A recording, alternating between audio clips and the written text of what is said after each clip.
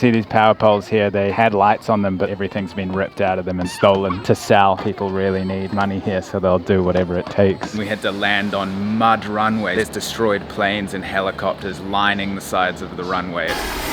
This compound was actually hit by rockets. I've been told that there's quite a bit of crime around here, mainly robbery and things like that. This girl here is wearing rubber gloves for shoes. Big house that had bullet holes in the roof had been bombed. We're actually below the waterline now, and they're building dikes, big mud piles on the sides of the floodwaters to stop it coming in.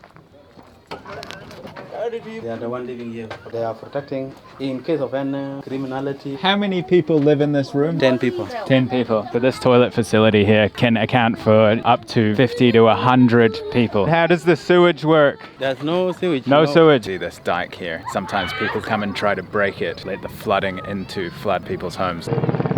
Are there days where you're unable to buy food? Depending on the market, sometimes he's not able to sell any one of them. And then from that day, he can live without the food. Nice to meet you.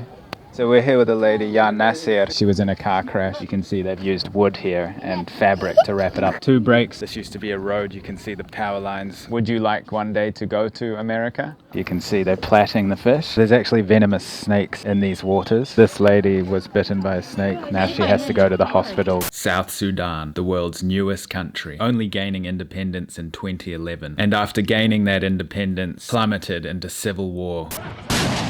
South Sudan's civil war. Ethnic-based violence. 400,000 died. 4 million were displaced. That civil war has now led to the near collapse of the country. Although fighting has died down in some areas of the country, it continues to rage on in others. Hunger and malnutrition rife throughout the country. South Sudan is the world's most dangerous country for an aid worker. South Sudan is the most violent place in the world for aid workers, with humanitarians constantly being targeted. Tribal violence occurs every single day. Flooding has absolutely ravaged the country. The people who live here have never experienced anything like this. My house is still underwater. Vast areas lie underwater. I've wanted to go to South Sudan for a long time. This trip has been 2 years in the making. The world's youngest country is tearing itself apart. Civil war has torn the world's youngest country apart. So I can live and die here like this. Rapid descent into civil war has broken. But there isn't much the US or its allies can do. Your name? My name Divi. The near collapse of the country. Nice to meet you. Fighting each other. This is where it gets very dangerous.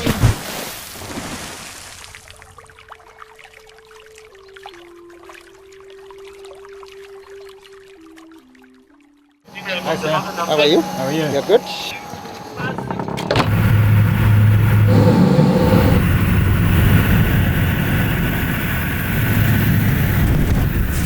Hello and welcome to Bentiu in North South Sudan. That flight that you just saw, one of the most crazy flights of my life. There was lightning bolts right next to the plane. You could see the lightning bolts just outside the window. There was huge turbulence, and then we had to land on mud runways. We made 3 stops on the way from Juba to here, which normally should be about an hour or so flight, but it took 3 hours. We had to stop in these random airports. We were sinking in to the mud on landing and takeoff. The pilot was even saying himself, he didn't like it. There's destroyed planes and helicopters lining the sides of the runway. These are actually shipping containers here, and this is where I'm going to be staying while I'm here in the north. This base has guards all around it. You can hear in the background there's a helicopter flying overhead. There's lots of military activity around here. This compound was actually hit by rockets a few years ago. They went right into the containers. South Sudan has recently experienced the worst flooding it has in 60 years. We're actually below the waterline now, and they're building dikes, big mud piles on the sides of the floodwaters to stop it coming into this compound and the rest of the camp. Majority of the people are living in makeshift camps that are actually protected because they're fearful of being killed. What sadly has been tearing apart South Sudan for many years now has been tribal violence. Many of the people living here have fled where they live out in other regions. They come here for fear of their own lives. But even here, yesterday, somebody was killed. Another thing that's out to get people here is malaria. One of the security advisors that I've been working with in South Sudan came down with malaria, was rushed to the hospital. 2 other people here were taken down with malaria. And so you can see this environment is absolutely hostile. Everything's really out to get you.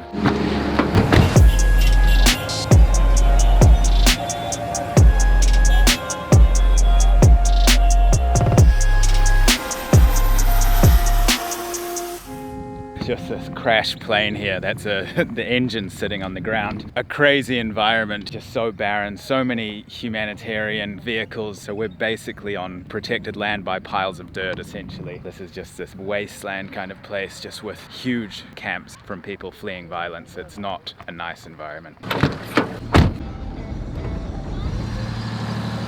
This is actually manned by the Ghanaian military. Flooding has just absolutely destroyed this place, and everybody is living below the water lines because of the mud dikes that engineers are making all over the place. So everybody's constantly fighting this uphill battle of staying above water.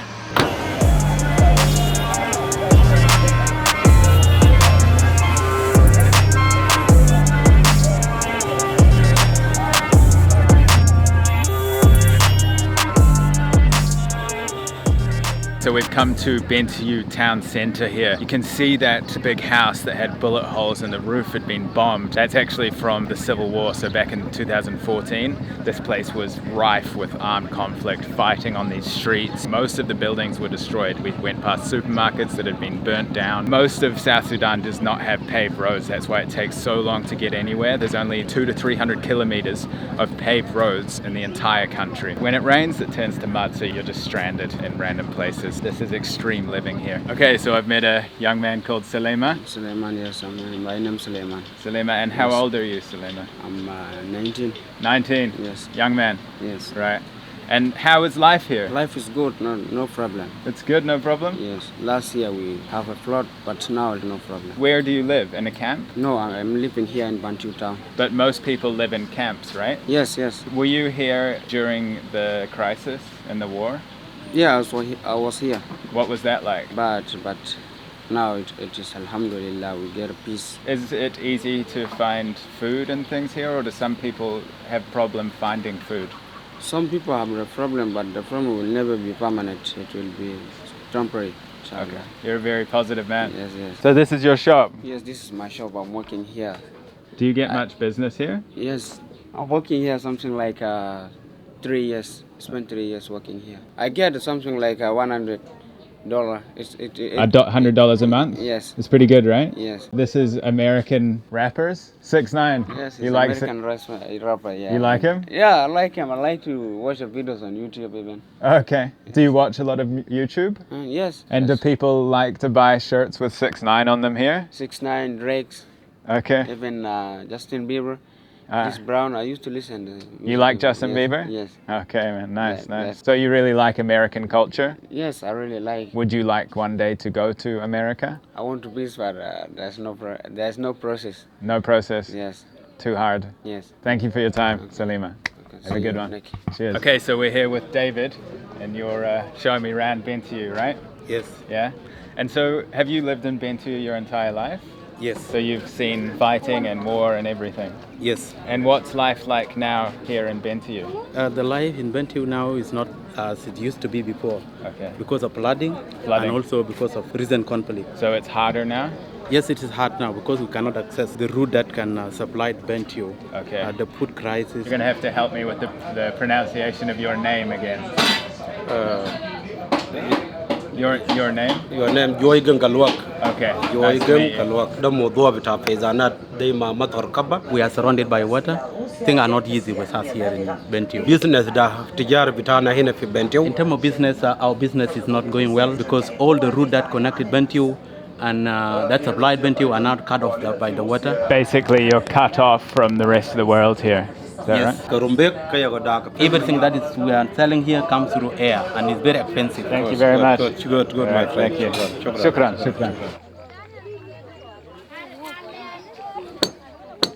Okay, so we've come along this long road here and it just ends up at this, reinforced with sandbags dike here, and this is more of what we're seeing. This is surrounding the town, but you can see this used to be a road. You can see the power lines. The flooding's just completely engulfed this whole area. People are walking through these floodwaters, sometimes for days at a time, to collect wood that they'll bring and make into charcoal, and they'll sell it. That's how people make money here. You can see a lot of the buildings flooded over there in the distance. And a lot of the buildings we went past, they were actually fled during the war. My guide here, David, he had to abandon his house during the war. He's never been able to return since, so thousands of houses were burnt down and completely destroyed, and now it just looks like flat grass. So there's actually venomous snakes in these waters, and sometimes they bite people, and it can be very dangerous. So this lady was bitten by a snake 1 month ago. She's carried on working in the water, and now it's become increasingly infected. Now she has to go to the hospital, which is in this town, even though she's come from across the water in another flooded village. So you can just see the amount of hardship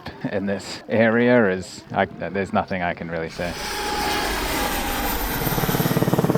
So people will collect piles of wood here, and they'll walk out. You can make out in the distance people walking miles and miles out through the floodwaters to just find wood and bring it back, try and sell it. So you can see there's a man walking through the water here looking for fish. Nice to meet you.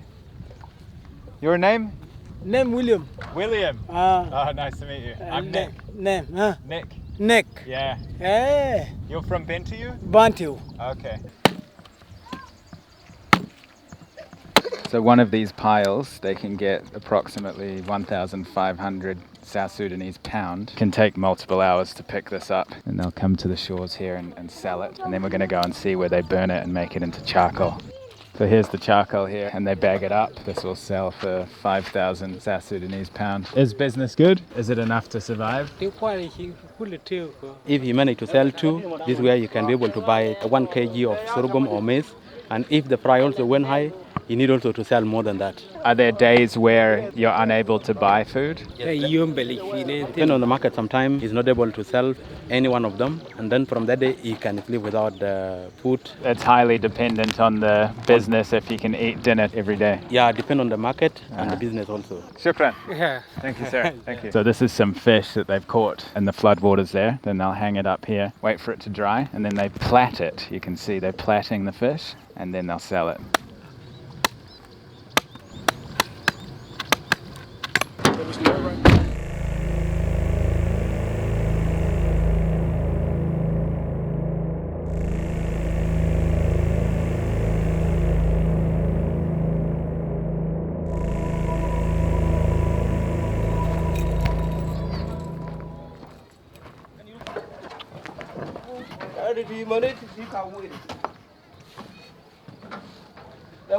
They are the one living here, protecting the community. So they sleep in here? Yeah, they're sleeping here.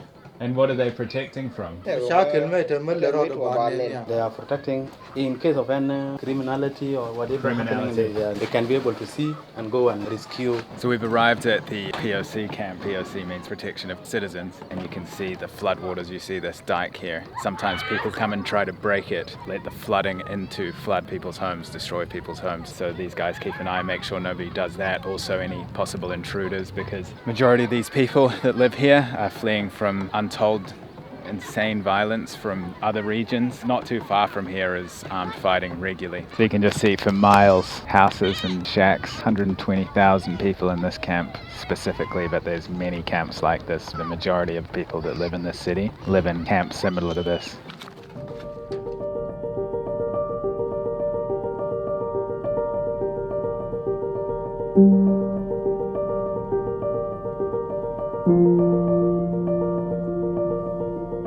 So you can see this stagnant water here. Obviously that's a great area for mosquitoes to breed. This causes a lot of diseases. This is where people shower here, and then the water goes straight out the back there. But there's no shower, right? You just take a bucket and pour over yourself. Yeah. So this toilet facility here can account for up to 50 to 100 people. You see these scattered around the camp, but just complete lack of facilities for these people. David, how does the sewage work? There's no sewage. No sewage. When it is full, they just close it and then they dig another one. So they just bury it? Yes. And then it's right next to this water, so the sewage will run off into this water, right? Yeah, this one is for only shower, and then the water from this one and then can get into the drainage here. So this is what happens when the toilets fill up. They put tape around it. You're not allowed to use it because it's completely filled with sewage. then they'll bury it, and then they'll move the frame and dig new holes. So they're just constantly moving the toilets here. I've been told that there's quite a bit of crime around here, mainly robbery and things like that. You can see this girl here is wearing rubber gloves for shoes. Just gonna go in this house here behind the kids. You can see as soon as the camera cuts out, the kids want to be right up close, so it's pretty funny. You like that? Hello. Hello. How many people live in this room, David? 10 people. 10 people. So we're here with a lady, Yan Nasser. She was trying to flee this area to go to northern Sudan, and she was in a car crash. She went to the hospital to get it treated. You can see they've used wood here and fabric to wrap it up. I can see the bone through the leg. This one has a 2 broken. 2 breaks. And this one is 1. Oh, so femur, tibular, and fibula. Yeah. I wish you good luck.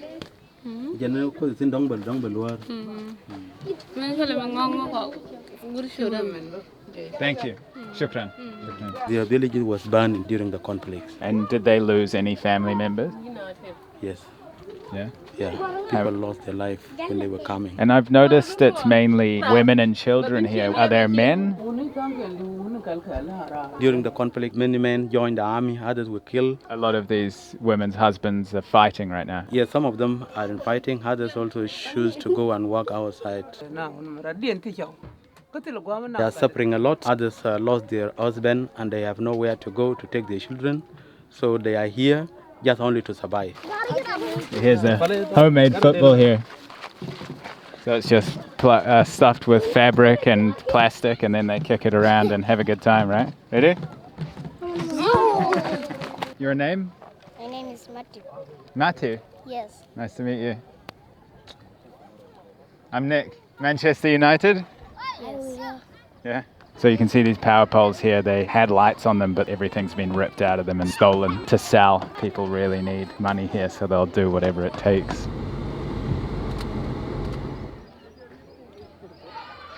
So this boat here goes and picks up goods that can come as far as Juba, and they bring the goods to the camp here. And the entrance you can see to the camp, but the dike is again stopping all this water. What kind of goods are they bringing here, David? Food mainly? Food, yeah, mainly food, yes. Okay. David, there was a murder yesterday, right? Yes. You knew who the guy was? Yes, we heard about it yesterday. Yeah. Is that common? Yes, it's normally common here. And how does that make you feel? It's not easy because as humanitarian workers and you are there to support the community, unfortunately you can be targeted. That is not easy. Right. And this also hindering the support that we are giving. South Sudan's actually the most dangerous place in the world to work as an aid worker. Humanitarians are often targeted. All these guys will go as far as they can on the boat so they can get to the places where the foods and things come from. So not only are these people running from violence, and then often they're targeted and they're too scared to even leave the camp because they're scared of being attacked. They also are starving and they're cut off from the rest of the country, so the supplies struggle to make it here. It's an absolute horrible nightmare situation for these people to be in. So here's the charcoal here that we saw earlier, so it'll come in here, and this is how it's sold as well in these smaller bags. And the guy who's selling it just said this is how we survive. 200 South Sudanese pounds for one bag. We're having a look at another house here. There's a child on the floor here. What's wrong with him? He's sick and he's not talking. He's sick? Yeah. And so he just lies on the floor? He just lies on the floor like this. He's disabled, cannot walk also. So he doesn't move from this position? position? Move from place to place. He doesn't move. Is it a girl or a boy? No. She's a girl. How old? 9 years. 9 years old? Yeah. And has it been like this the entire life? 6 years on this situation. So what is your plan for the child here? There's no way of taking her to treatment because there's no money, there's no whatever. She came here during the 2013 conflict. She's not able to go back to... She's not? Yeah. Ever? Ever. Very difficult for them to go back. Because what kind of things are happening in where she comes from? Her belongings were burned and everything was looted, and many relatives also were killed during the conflict. Shukran. Thank you. Yeah. Thank you. We were walking along, and that's just the second house by chance that we've chosen to visit. Both the houses, the first house we went into, there was a woman you saw with 3 broken bones in her leg. It was infected. And then the second house that you see we just come into, there was a 9-year-old girl on the floor who is disabled, and they can't afford to do anything with her, so she's just literally laying in the dirt with flies all over and sores and cuts everywhere. So if that's 2 houses we've chosen, we've seen 2 stories like that. In this particular camp, it's 120,000. Then you imagine the scale of the suffering here. And that's just one area of South Sudan. This kind of suffering is spread all throughout the country. You can't comprehend the scale. They got solar here. So this is the church here, and they're running solar to this huge battery here. And then they're playing the keyboard, and they got some music, and the kids are dancing. These kids and these families have been through so much trauma. The church and the dancing and singing and things, it's really positive for them, right? It helps them release some of the negative energy. Yes, of course, of course. We've come to this local nutrition site here. We're going to meet a young mother called Regina and her beautiful baby. Unfortunately, her child is severely malnourished. To put it simply, they put a sort of measuring tape around the arm of the child. And there's varying degrees of malnourishment. If you're in the green on the band, the baby's okay. If you're in the yellow, then it's a bit more dangerous, but if you're in the red, then it's severely malnourished. And unfortunately, Regina's child is severely malnourished. So let's go meet Regina.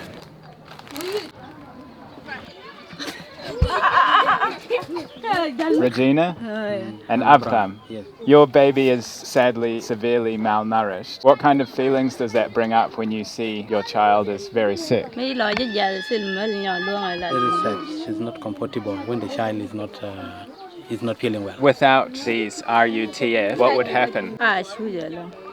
The child can suffer a lot. Child can suffer. Can suffer a lot. This one is very important because there is an ingredient inside this food, and when it gives to the child can improve easily. How long have you lived in the camp for? 2014, 8 years. And why did you come here? Fighting? Yes. His uncle was killed. Yeah. By gun? By gun, yes. When that incident happened, she has nothing to say, just to come and settle here to begin a new life because everything was left behind. Property were looted, they come and settle here. When they were there, they depend on what they were doing by their own.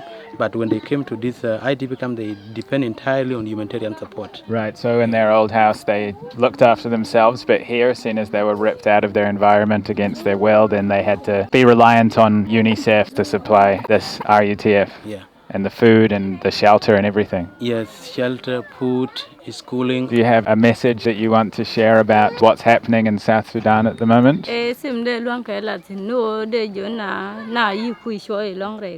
have really been staying here for long and they have suffered a lot. If there is a peace, we can get out of this place, but we are suffering. Shukran. Thank you very much. Shukran. Regina and her family were living a normal life and then violence erupted.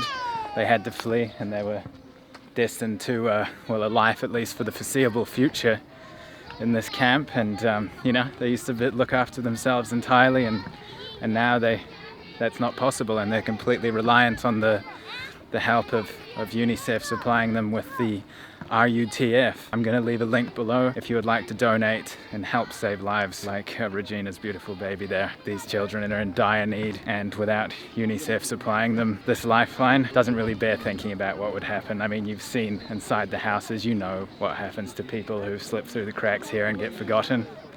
Doesn't end well.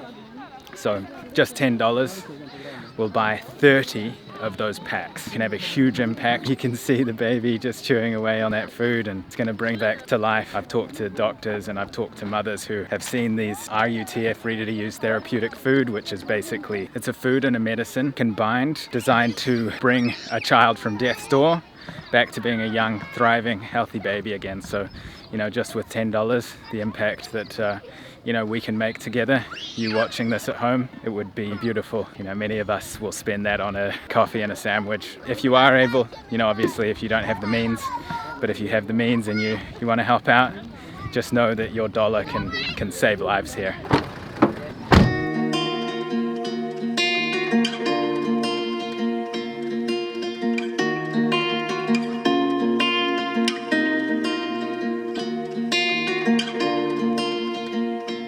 So we've made it back to the compound and I want to show you my accommodation. Really interesting. So these are all containers like I mentioned earlier. And here we are inside the container. We've got the mosquito net, which is absolutely a necessity. More people we talked to today said that malaria is rife. Here's the bathroom here. Has everything you need, basically a military existence here. Seems like everything's out to get you in this place, you know. Out of 120,000 houses, that the two we went into had immeasurable suffering happening inside of them. And I'm not being paid at all to promote the work here and fundraise for this life-changing work. It's just something that I personally believe is very important. It needs a light shining on it because this place is completely forgotten. South Sudan's a relatively unknown country, even the capital city. You imagine you get out to these kind of remote areas, there's nothing here, you know, there's just suffering really. It's sad to put it that way, but it's a lot of suffering and you've heard it firsthand from the people. The vast majority of people are sifting through dirt and looking for anything that they can to make a dollar, any aid that we can give them. So yeah, $10 buys 30 of these. I'll see you in the next video from more from South Sudan. This country is like nothing I've ever seen. It's a very unique place, that's for sure, and it's quite undocumented. I appreciate you watching. In case I don't see you, good afternoon, good evening, and good night.